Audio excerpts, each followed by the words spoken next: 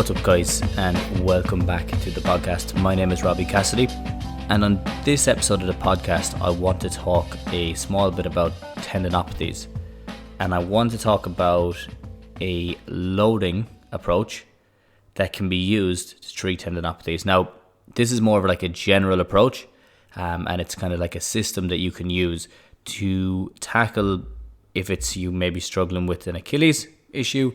It may be that you are struggling with a hamstring tendinopathy, patellar tendinopathy, or otherwise rotator cuff. It could be plantar fasciitis, whatever it is. It's an approach basically that you can try to implement in the sessions that you're doing already. I'm not going to give you like specific exercises, but what I will do is I'll talk about how you can apply it and how you can add it in, especially now in over the winter months, especially if you're not training as much. Now, if you're maybe continuing to run, or if you're playing soccer or rugby, some like winter-based sports, then you kind of have to take this approach and run with it, and you'll have to try, I guess, implement it into the training schedule that you have. But at least you'll go away. The goal of this podcast is that when you go away, you'll have an idea of how you can manage it, what you can try out, as well as, I suppose, some examples of different things you can do on different days. Okay? Now, as we know, if you've listened to this podcast for a while, the basis of a tendinopathy is when you're overloading a certain muscle and you're not giving it enough time to recover. That's the kind of general basis of a tendinopathy. Now, there's a lot of things that play into that as well, but in a general sense, that's what you're looking at, is that the tendon is getting repeatedly stressed and it's not getting enough of a chance to recover. So you get this, I guess, recurring inflammation, which builds up around it. And over time, then that starts to you can get that, let's say, tendinopathy or tendonitis, where it's the inflammation around the tendon. Then you can get a tendinosis where it starts to degenerate over time. But that's way down the road. That's kind of generally, you've been struggling with it for a long time before that actually starts to kick in. But you still need to be wary of it, and you still need to have it in the back of your mind if you are doing too much. Now, with anything that I say on this, it's always that you need to talk to your healthcare professional. You need to speak to them and see if it's something that will be applicable to you. Maybe you just say to them, you were listening to a podcast and you had this other option. What do they think of it? That's really what you should take from this podcast. But if it's something small, something that you're just dealing with that's kind of annoying you, and something that you're working on yourself, it's an easy approach to implement straight away. But as always, if it does get bad, if it gets a lot worse, you need to reach out and get professional help, because it's the best thing to do. You don't want to be waiting you don't want to be waiting too long and then having to thinking, geez, I should have done that a couple of months ago. So I suppose to start off, is this loading approach a one size fits all? Does it work for everybody? It doesn't work for everybody, okay? And there's a couple of reasons to it that it doesn't, is because when you look at somebody's lifestyle plays a huge role in what they're doing. And with this approach, what we're going to talk about is high days, medium days, low days, how to structure your week, what to put on each day, and just taking that as like a basis in itself. Everyone's training schedule is going to be different depending on work, let's say relationships, family, school or college. So it's going to be, you have to take that into account always. It's across the board. And it's not a one size fits all, but it's definitely something that works for a lot of the clients that I work with. And I suppose the reason that it works for them is because I know what's going on in their life. We can kind of structure it around their lifestyle. So it can give you a better idea of how to manage your own issue. But as I said, it's always important to kind of come back to that and understand when is the right time to apply this, and when you should be pulling back and when you should be resting. Because with these things, it is important to get the balance right. So I guess the main problems that I see when I'm looking at somebody who's dealing with a tendinopathy is, a lot of the time, and this is why I say lifestyle comes into it, is they're not controlling the factors around recovery. You'll hear me say this over and over again on every podcast, is that if you aren't taking care of your sleep, if you're not sleeping enough, you're not giving the tendon enough of a chance to recover. Just plain and simple. If you're not drinking enough water, exact same principle applies. Same thing with diet and stress. If you don't have those under control, it doesn't matter what extra work you do, it's going to be very difficult to get these things right. Okay, so that's why I always say them. There won't be a podcast that I won't say them if I'm going to be talking about rehab, because they are the foundational principles of rehab.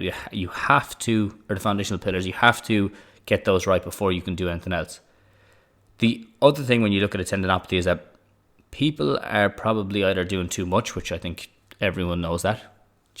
Generally you don't get a tendinopathy from doing too little. But the other side of it is that once the tendinopathy kicks up, then they're doing too little after to get it right. Okay, so there is a balance there of finding it and finding what's the right amount to do on a day-to-day. Now, what I mean by doing too little is that complete rest is not the best option for a tendon. Tendons they're like elastic bands, you could say. You need to work them. If you don't, they'll just get stiff and sore. Okay, and it's as simple as that. If you think about an old elastic band when it's left there, if you go to pull it, it'll snap. Okay, they do need to be worked a small bit. Complete rest, what they say is rest is rust when it comes to something like this. They need circulation, they need load, they need strength. Okay, if you're not working them and if you're just planning on, okay, I'm going to sit here for the next 2 weeks and do nothing, the second you get back out and start working again, or I suppose the time that you get out and you start getting back to your training, you'll notice that'll start to kick up again, because it doesn't give it a proper chance to go through the motions to, I suppose, improve circulation and get the healing that it needs, as well as remove all the debris and the inflammation and that is still there that shouldn't be there. Okay, so that's really important. Outside of that, the other thing that you often see is people that are training too really, really hard multiple times during the week, where the tendinopathy has already kicked up and yet they're just doing too much. Okay, that's a huge one. As well as not like resting and not doing enough, if you're doing too much, it's just going to keep going. It's going to keep getting worse and it's going to become a tendinosis. So you need to avoid that as much as you can. And I think what other people do then as well is they're doing a lot of the wrong exercises. Personally, I'm not a fan of static stretching in general, but especially when it comes to a tendinopathy, it can make it worse in a lot of cases. It can make it sore, okay? Make it stiff and make it sore. So you don't want to just be going and holding a stretch all the time with this particular issue, okay? There's benefits, let's say the flexibility side of things when you're looking at that, but the tendinopathy kicks up through repeated exposure to the same stimulus. So like an Achilles is the easiest example. A lot of the time people are getting Achilles tendinopathy when they go back training and they start doing too much running. And they're doing too much running so that the Achilles can't handle it. It can't keep up to the pace. It's not able to recover in time, and then it starts to get sore. So with that, it's really, really important that you introduce some form of walking, some form of running when you're rehabbing the Achilles. Just doing gym exercises isn't going to be the best option for it. They will help, no question. They always will help. But you will need to introduce some light running at times when you're going throughout your sessions and when you're trying to build back up again. That's like, I suppose that's a huge thing across all rehab, is that you need to focus on including the exercises that you will be doing in your sport. So if you can get those right, you have a good chance of getting it right. Now, the other thing is icing and taking anti-inflammatories. From my perspective, big no-nos. I'm not a fan of it now. I think it's outdated. It's something that had come initially as it was like, okay, let's just attack the inflammation. Now, maybe it takes down the pain a small bit. In the short term, it could help, but long term, not the best option. Okay, and we're looking for long-term change. This is an issue that generally doesn't occur overnight, unless it's like a reactive tendinopathy where you get a bang into it and then it, like you can get a bang into, let's say, the elbow, and then it starts to flare up, and now you have a tennis elbow off of, you'll see it a lot in like construction workers, stuff like that, where they just get a smack into it off a tool or something like that, and it just the tendon starts to flare up a lot. But in general, most tendinopathies they build up over time. So looking for short-term relief might be good in terms of getting you back training, but it's not the best thing for long-term or for recovery. Okay, so it's important when you are looking at these things, we need to take that kind of, you need to look into the future. You need to take that approach. Say, okay, right, I need to get this right for the next year. I don't need it right just for next week. And to be honest, there is times when you do need to just get it right for next week. And then you can deal with the issue after. Like if you have a big game coming up, that's obviously a time that you can start to work on getting it right for the week after. And there's definitely times in rehab with my own clients that they have needed to prepare for, let's say, a semi-final or a final, and they didn't have this 6 weeks to get it right. So we used a lot of short-term rehab tools just to get them ready for the next game. So there is times that they need to be used, but in general, you need to look at long-term strategies, getting it right so that it doesn't just keep reoccurring. Because when something keeps reoccurring, then it becomes awkward and then it becomes an issue to get it right after that. Okay, so they're the main problems I see when I look at people who are managing their own tendinopathies, or maybe who are working with somebody, and they're still kind of tweaking it and getting things right. So if they do apply to you, try correct them first. And if you can start to correct them, start to get them right, you'll see fairly drastic improvement, because like it is an interesting one in that if you turn the right knobs, if you get things right, you can change it very fast. So much so that I remember I had a guy, it was actually this year, who we were figuring it was like he had like an Achilles tendinopathy. It was really annoying him, really pissing him off. Now there was other things as well contributing to the pain that he was getting. There's no question. It wasn't just the tendinopathy itself. It was getting back into the team. It was a busy time of the year. It was coming around near semi-finals and final. There was work had increased. He was looking at other jobs as well at the same time. There was a lot of different things that were contributing to it. And we made one little tweak to his program that we added an extra like exercise to one of the days. Now, it was skipping. What we did is we said, okay, let's try reintroduce skipping. I said it's something that we have to tread lightly because it's middle of the season. It's like end of the season. I suppose it's kind of like in the important part of the season. But I said it can have a huge effect on it, and it'll be, at least you know you have your time put down, and it's a really effective rehab strategy. He had a lot of skipping done in the past, and it was funny. He started skipping on the Tuesday, and by the next Tuesday, the Achilles issue had completely cleared up for him, so it wasn't bothering him anymore. So it was an interesting one. As I said, it's not that everything just clicked overnight. There was obviously other factors that contributed to it as well, and yeah, there was a lot of other things as well that contributed to it, but that a act of introducing a light bit of skipping a couple of times a week, using this loading strategy, and then adding that as a rehab tool with other things, he was able to see a huge improvement very, very fast. So the new approach, I guess, is first off, across the board, get the recovery right, and you'll be good. Sleep, water, and diet, as well as protein and all that. Outside of that, you need to look at your exposure to the activity that you're doing, okay? You will see this often with dual sports players, that they'll be training on a Monday, football, Tuesday, hurling, Wednesday, football, Thursday, hurling, or whatever the breakdown is, and then they might have a match at the weekend. If you know that you're struggling with something, you have to step aside. You have to maybe go up to the coach and let them know that I can only step into certain parts of this. I need to, because I want to get this right for the most important time in the season. And the same thing goes for if you're playing Astro, and then you're playing tennis as well, or if you're playing rugby and soccer together, or maybe you're running and you want to run, let's say, 5 marathons in the next 6 weeks or 8 weeks, and that's, for anyone that's thinking that would be crazy, how would you do that? I have a lady who's probably listened to this now who does that consistently. Well, I don't know how, and running back-to-back marathons, it's unbelievable. So it can be done once you build up the tolerance to it. Now, what I mean by that is that if you're looking at that, you might have to say, okay, well, if I am going to be trying to run these 5 marathons, I need to look at my training during the week. Does that mean I need to pull back during the week and reduce my exposure to the amount of running that I'm doing on a weekly basis? So it is important to look at that as well. Now, I guess the strategy itself, the approach itself, is you need to break your days down into like a high, medium, and low day.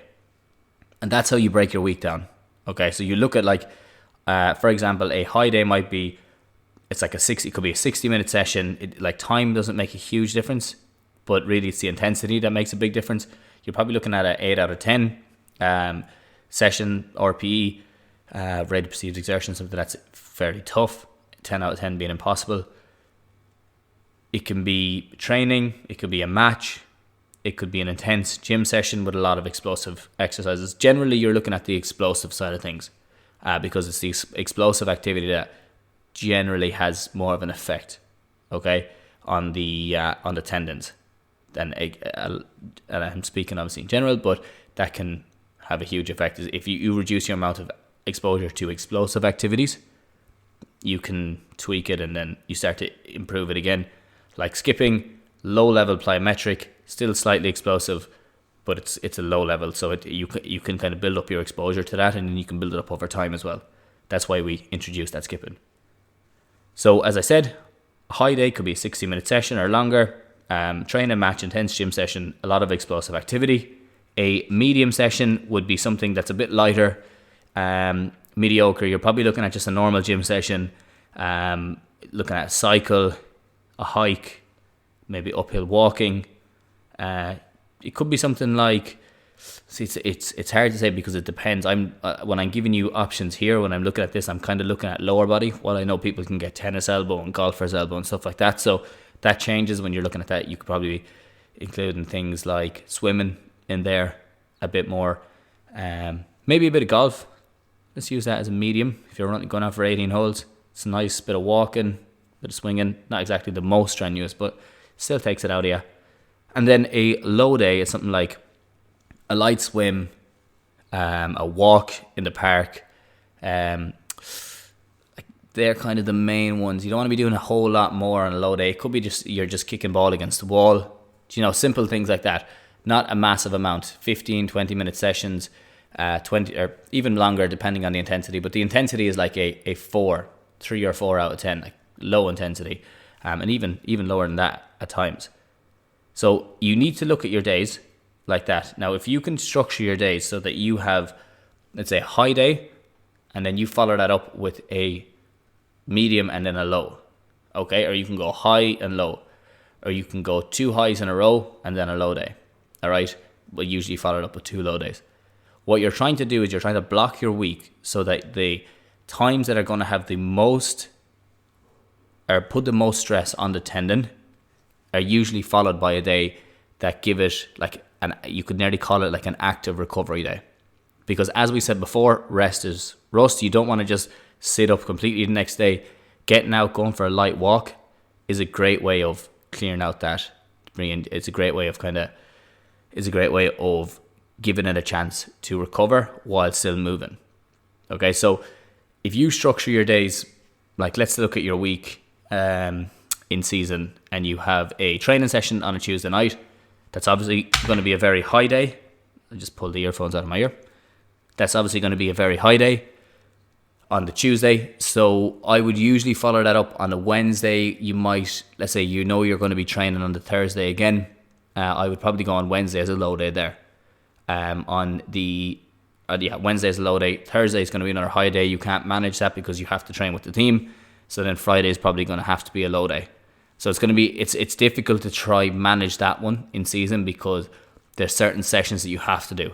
Now, out of season, what you could do is on a Monday, you could go for a heavy session. On a Tuesday, you might squeeze in like a light upper body gym session.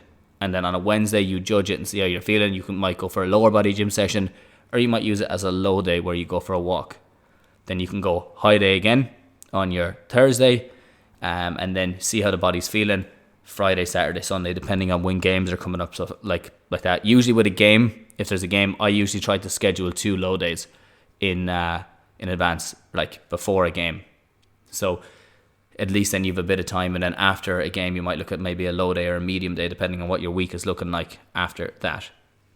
And it's really about structuring your week. So you look at it, how much pressure you're putting on the tendon. Like an upper body gym session, if you have an Achilles tendinopathy, an upper body gym session isn't going to put a lot of stress on it. But it's still going to take a bit of energy out of the body. So it's going to be, I generally count it as like a medium day, depending on how much you're doing. Could be a low day as well. Now, what I say is if you're going to be doing rehab exercises also, you have to kind of add these to the other things that you're doing. So if you're going for a hike and then you're going for, or if you're going for like a long walk, 60-minute walk or more, maybe light jog, and then you're adding rehab exercises on top of that, you have to see how you react the next day before you can decide. So when you look at your pain levels, look at them in the morning of the next day. Is it like a 3 or 4 out of 10, or is it a 4 out of 10, or is it a 6 or 7 out of 10? If it's like a 6 or 7 out of 10, then that's a rest day. Go for a swim, maybe get a bit of sauna in, do something simple and relax. If it's like a 2 out of 10, then you can look at it and say, okay, right, I might actually go for and use this day as a medium day. Okay, so when you start to get, when you're looking at it and you're at the start and you're wondering what to do or how to structure it, look at what your pain levels are like the next morning after you do something. Okay, and that can be a good judge. As I said, when I'm saying this, because obviously you don't want to make it worse, you don't want to cause yourself injury, you need to make sure that you're working with a professional in these things as well, and you're because everyone's going to be different and individual, so it's important to do that as well. But a lot of rehab exercises could turn a low day into like a medium day, and I want you to notice that as well. So I think one of the big takeaways here is that when you look at it, you need to assess how it is the next morning. Now monitor it the next morning, and it might be that you have a little diary that you write down what it is. Pain is completely subjective. If you do like a heavy or like a medium session on a Friday night, and then you go out on the piss on the Friday night, and you sleep poorly, and you're drinking all night, you're up till 4 o'clock in the morning, well, that medium day would probably be turned up to a high day because you're just not giving it the chance to recover after. All right, so that's another thing that you need to take into account is what's your recovery like. Are you going working in a pub all night and your sleep is going to be really affected and you have to get up early the next morning? These are kind of the details that you need to take into account. So all I'm trying to do is give you different perspective on it, give you a couple of options of how you can structure your week and what you need to take into account and the questions that you need to ask yourself. Like, what did I do too much in the session last night? Was there a lot of explosive activity in the session that I did last night? Was it sore during the session, and how is it the next morning? What was my sleep like? What was my diet like, and how has my hydration been? Is there a match coming up that I know that's a high day that I can't control? So how can I structure my sessions around that? Okay, there's a lot of questions that go into these things, and then and the more you improve your understanding of how your body's reacting to it, the better chance you have of helping it to recover and helping it to improve. Okay, so I would just say to not go on about it too much, and so hopefully you have a better idea of it. Structure your week so that your high days are generally followed by a medium or low day. Don't have too many high days in a row. Okay? You can experiment with it if it's uncontrollable, if you know you have to hit 2 sessions, and then the next couple of days after that, then you need to look at whether you have a medium or low day after that. Pain the next morning is going to help you decide what type of a day it should be if you don't really know. Okay, if you're kind of in between, what will I do? The pain you're feeling the next morning will help you decide if it's going to be a low day or if it's going to be a high day. And then always follow your practitioner's advice. Okay, that's whatever they say, go by that. This will give you a perspective of how to kind of look at your weeks differently. And you can block this in 6 weeks. Last thing I will say is that you can, this is, I hope this doesn't confuse people. You can have high weeks and low weeks and medium weeks as well, depending. So to not confuse you anymore, you can look at it in that cycle as well. Okay, I'm looking at this in a 6 week block. I might have 3 weeks that are medium and high weeks, and then I'm going to have a week of a low week, like a deload week after. And this is something that I always do with my clients, is that we always have like a deload week. And when we know there's a deload week coming up, like for example, the lady I just actually mentioned there, last week, she had run the Dublin Marathon and she had run the Amsterdam Marathon the week before, and she had a lot of work done basically. But we knew that and to be honest, her body was showing signs of it was starting to react, which we knew it was starting to react.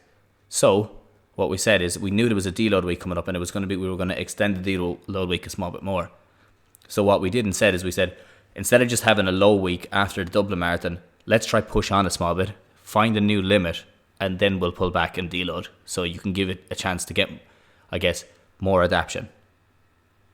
So that's kind of just a different window into when you're looking at performance, and when you're looking at individuals, it makes a huge difference.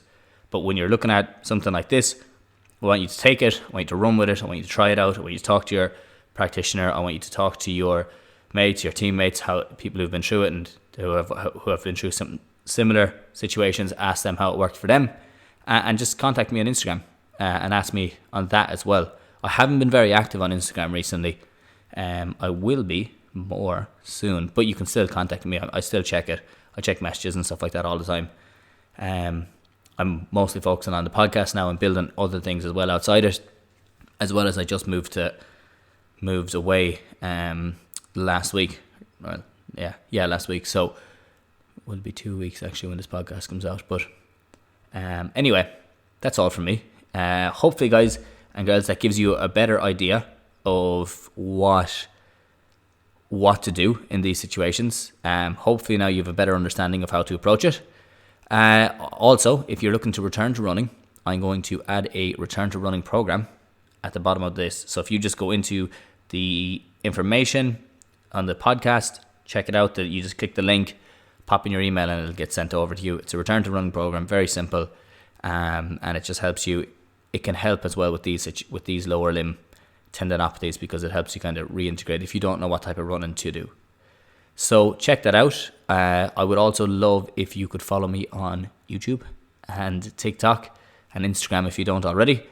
I'm going to be putting up more on that. For TikTok specifically, people just ask me questions and I answer them. It just helps. It's just a lot easier. So if you're just looking for any questions, just pop them there, or you can obviously send them to me on Instagram as well. I would also love, guys, I'd really, really appreciate, I don't do any marketing of this podcast. So I'd love if you could send it on to a friend. I don't run any ads on the podcast. So I would love if you could please rate it and subscribe. But yeah, if you found this episode interesting, I'd love if you could just share it on your story, or maybe send it to a friend who has been struggling with the tendinopathy. It's the best way of getting it out there. And it really helps me to grow the podcast as well. But that is all from me today. I hope everyone's doing well. I hope everyone is having a good winter in the northern hemisphere and summer in the southern hemisphere, and a rainy season if you're in Bali. But yeah, that's all from me, and I will chat to you all again soon next week. Have a good one.